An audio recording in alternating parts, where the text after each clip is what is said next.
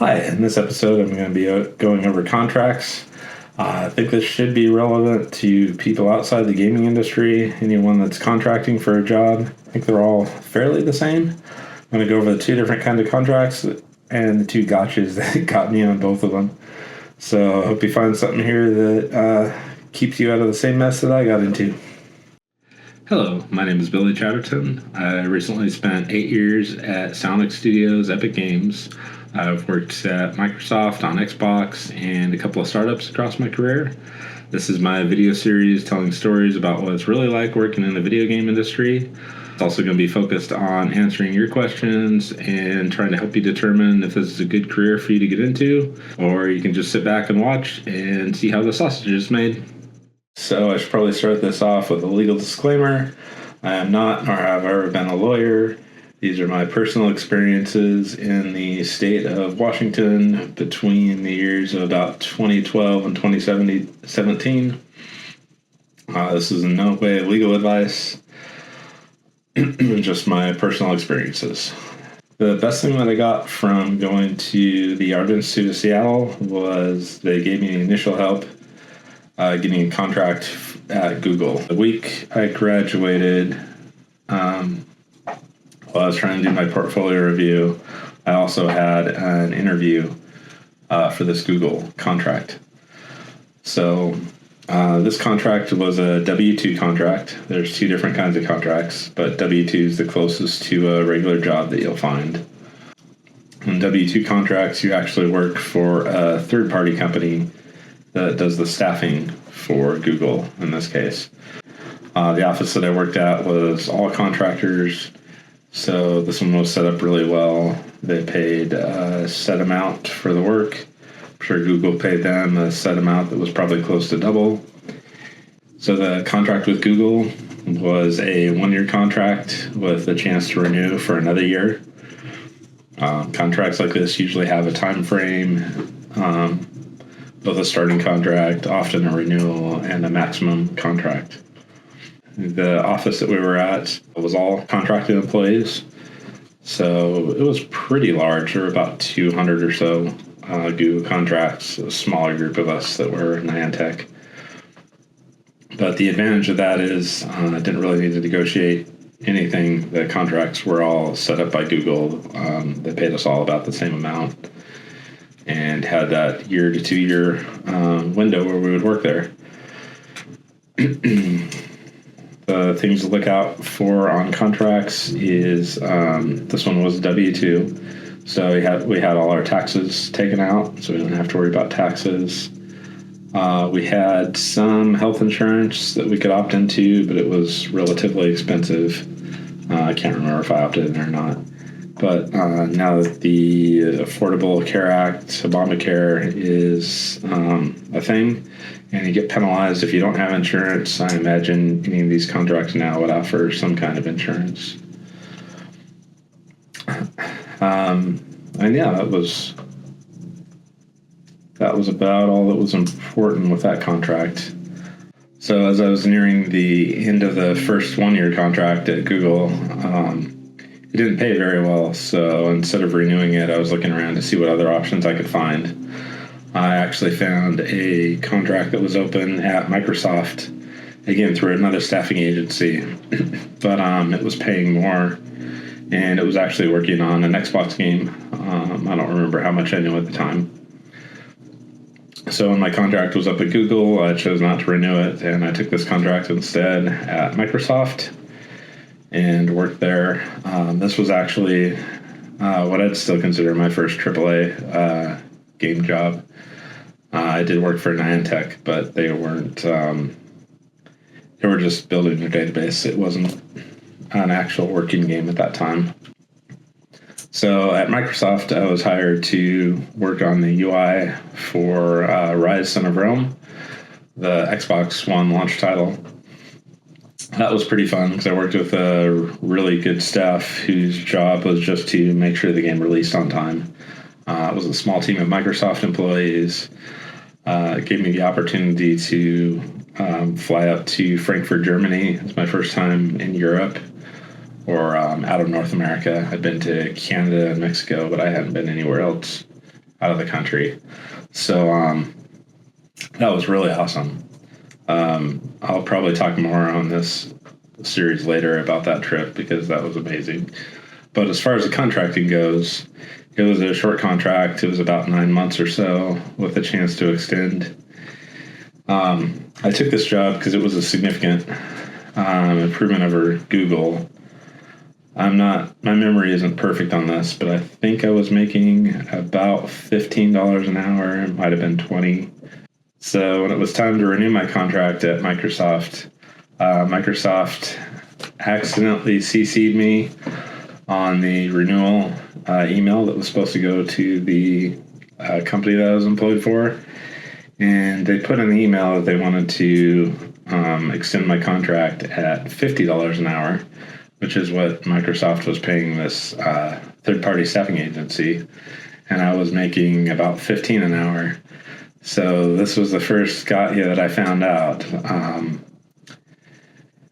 If you're going to accept a contract, figure out about what this position is worth and try to make sure that you're getting paid for, roughly what the company is paying for your position. So in this case, Microsoft was paying this third party $50 an hour, and I don't remember the details for sure, but I was getting paid $15 to $20 an hour. I believe it was 15 because I remember being pretty upset about the difference. Anyway, after that, I was able to negotiate my pay up a little bit, but at this point, I'd already been to Germany once. I'd already put in all kinds of overtime, so my time and a half and double time that I was getting on my overtime is closer to what I should have actually been paid normally in this position. So that was the first gotcha. If you're doing a contract, know roughly what you should be paid if they were going to employ you, and try to get about that amount as you're getting paid for the contract amount. So side note here, if you don't know a whole lot about how staffing works, the rule of thumb I've been told, I don't know for sure either, but I've talked to a few different people, is that your employer pays about twice what they pay you on a salary. So if your employer is paying you $150,000 for a year, they're probably paying close to $300,000 for you. By the time they pay you your salary, pay for all your benefits, your insurance, and all those things. So the rule of thumb I was told is this should be about the same on contracting, although they don't have to pay as high benefits usually. So if you're contracting for $50 an hour, the minimum you should be taking is about $25, should be paid directly to you. You can probably squeeze that up to about $30 or so, and they'll still be fine because they're not usually paying very much in benefits. These staffing agencies usually only keep maybe health, maybe 401k, but not usually. So that's the first gotcha. Make sure that you know what your job's worth and try to get paid a fair amount versus what they're paying for you. So I completed my first contract with Microsoft, and they extended me 2 more times. I saw Rise, Son of Rome ship, and then I started working on Sunset Overdrive, which the publishing team was ramping up to ship out later.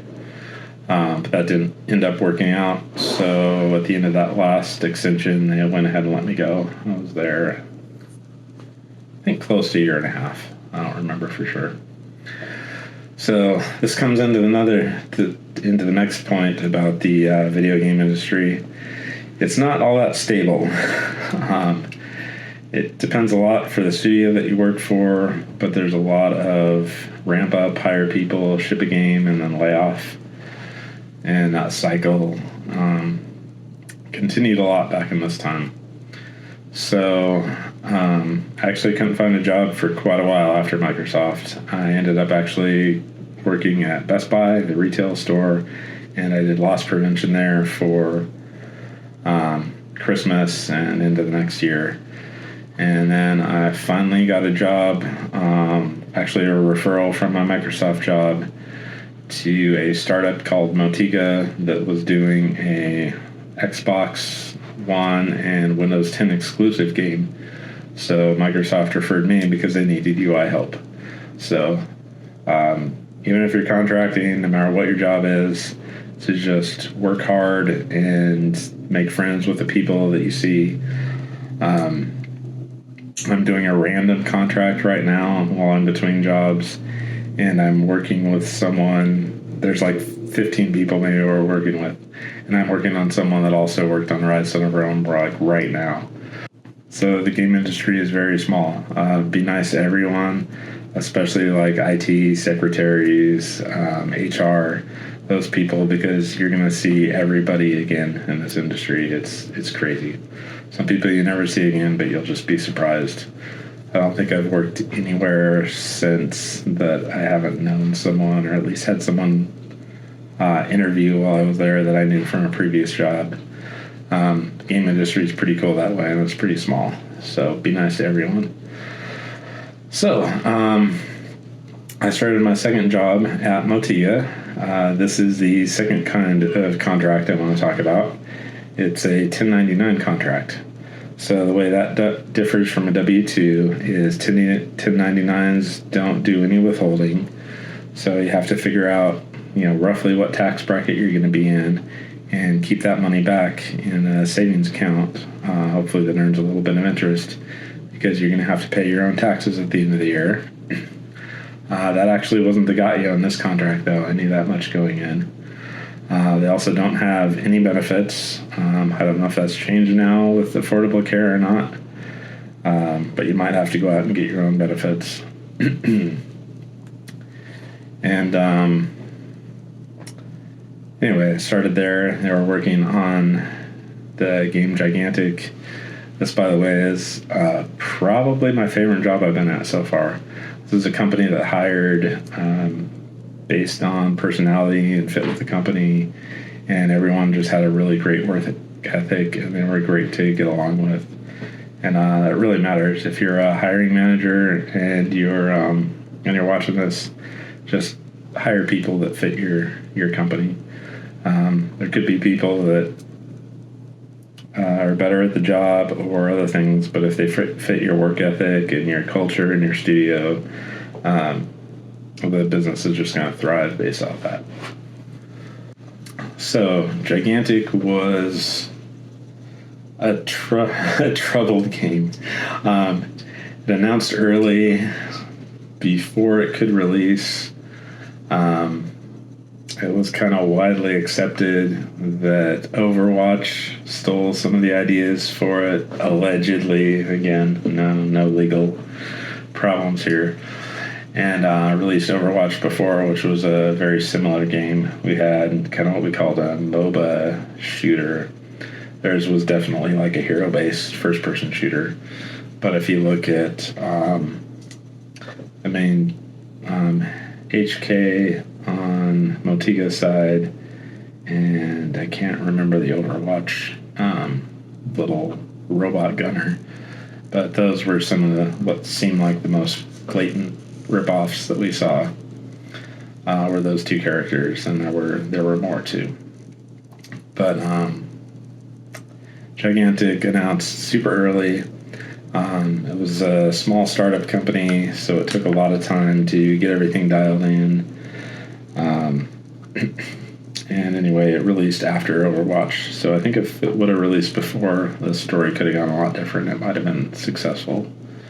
But the point of that was getting back to my 1099 contract there. In the middle of development on Gigantic, it was in beta, but it hadn't been released.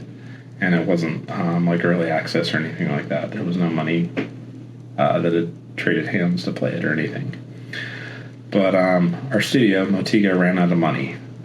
So they told us we could keep coming in and do whatever we want and use their computers to help search for jobs and all that stuff. But there weren't going to be any more paychecks. Rent wasn't paid up, or benefits weren't paid up. I didn't have benefits because I was on a 1099. But it was just a really, really rough day. So what I learned there, this is the gotcha about 1099 contracting, is you don't pay into unemployment. So if you lose your job on a 1099 contract or the contract just ends naturally, you don't have any unemployment benefits. I should have known this, but this is the first time I've ever contracted, so I did not know this. I assume I must have gotten unemployment after the Microsoft contract. And expected to get it again, but again, this is years ago, so I don't remember the details. So that's the big gotcha with the 1099. It's pretty obvious that they don't take taxes out. You need to do that yourself. You need to get your own benefits. But for whatever reason, I didn't realize unemployment wasn't going to be an option. So my pay ended on the day that they announced it, and there wasn't anything more. So the full-time employees went and got on unemployment and stuff, and I just went into the office, and some of us kept working on the game. It was honestly only about 2 weeks later where we got bought by Perfect World, and the studio opened back up with everyone that was still there or wanted to still be there. And if you look on Motiga's old YouTube channel, you can see we just streamed almost the whole 2 weeks of playing Gigantic, trying to get people to get excited about the game and try to figure out how we could save the game and our jobs and everything. So I stayed during that time, and Perfect World came in and was going to buy us. And this is where I petitioned really hard to get hired on. I'd seen the contract. I saw that I didn't get unemployment benefits after it. So I just hit up my manager, the creative director. I think I haven't talked to the CEO. I'm just like, hey, look at this. I've been here this whole time. I'm contracted. I didn't get any pay, and I still stayed in these 2 weeks while the studio was closed, and we kept working on Gigantic. And this is the second major hurdle you run into in your game career, is moving from a contractor to a full-time employee. It's really hard to make that jump a lot of times. So this is how I made that jump. My studio closed down. I kept working, and when Perfect World started picking up all the employees, they actually put me on their payroll, and that was how I got my first time, or that was how I became a full-time employee for the first time. So I definitely wouldn't recommend this about how to do it. But in the beginning of your career, getting that contract is hard. Work super hard on your contract during your contract time. Make sure people notice you, and just do whatever you can to make that jump from contracting to full-time. And that's the story about how I did it. And then Motiga went on to release Gigantic. It wasn't successful, I think, because it was too late, and we'd gotten beat to market because it was the superior game. Maybe not holistically and polished wise, but it was more fun than Overwatch and a lot of the other games. And it was too late. People were already playing Overwatch, addicted to it. I think there were a couple other hero shooters that came out that just barely beat us to market also. But Gigantic really didn't get a fair shake. It had a lot more strategy to it. That was part of the problem too. It was hard to teach. But it should have been the Overwatch that came out. Gigantic should have been huge.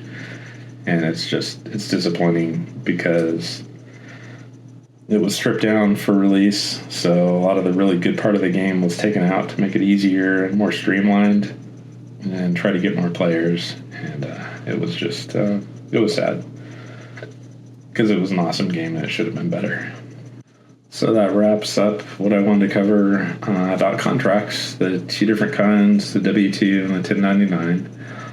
The W-2 does have tax withholdings, can possibly have benefits, but if you're working for a third-party employer, make sure you're getting paid in relative to what they're getting paid for you. And the 1099s, where you have to keep your taxes out and separate so you can pay them at the end of the year. You're not eligible for any benefits, including unemployment. And you're usually paid more because of this. So make sure you take that into account.